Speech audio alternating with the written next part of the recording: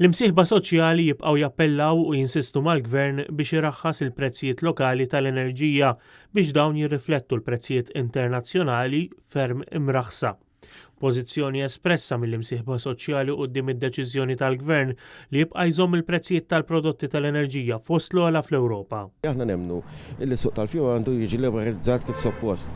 Sabiex ikun hawn kompetizzjoni anke bejn providers differenti biex ikun jista' jirrifletti wkoll id-domanda u l-prezzijiet tas-suq. Mill-banda l-oħra, fil-waqt li nemmnu li l-prezzijiet għandhom joħsu ġala darba u din x'jismu, irridu ngħidu wkoll li hemm is-sitwazzjoni tad-dejn tal-Enemalta illi jekk ovvjament ma jitħallas mill-fjuwil, ovvjament jitħallas minn xi tax-xoħra x'il-poplu ħajjeħilha. Aħna bħala UHM qegħdin nitolbu lill-Gvern biex jieħu ħsieb jagħmel laqgħa fl-MCSD għaliex il-pożizzjoni tal-UHM hija mhux kwistjoni ta' komparazzjoni ta' prezzijiet biss, hemm hija kwistjoni wkoll li nġibu l-liberalizzazzjoni fejn tidħol il-beħ tal-fuel. Jekk il-Gvern jista' jraħħas il-prezzijiet tal-fuel, jekk speċjalment il-prezzijiet bqgħu niżlin, naħseb li għandu jraħħas il-prezzijiet iżjed għaliex ovvjament ikun tajjeb iżjed għall-ekonomija.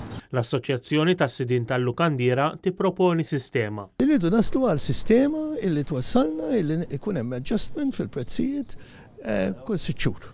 L-istess bħalma għandna fil-kola, allura jekk il-prezz ta' żejt jola id-dawl, jekk il-prezz ta' żejt jonqos id-dawl. Il-prezz tal-enerġija mhijiex sempliċiment illi taqbad u tajt isma' il-prezz fis-suq illum huwa $30, allura għada fil-ħodu għandu jinsel għax inti meta tagħmel ix-xirjiet ta' żejt minn tista' tagħmilhom millum għal għada se tagħmilhom fuq perjodu twil.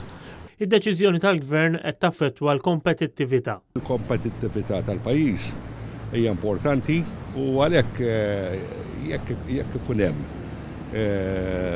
żvilupp li l-prezz jinżel, ovvjament se dejjem iktar il-kompetittività tagħna. Aħna nibqgħu ninsistu li jkun hemm roħs fejn suppost.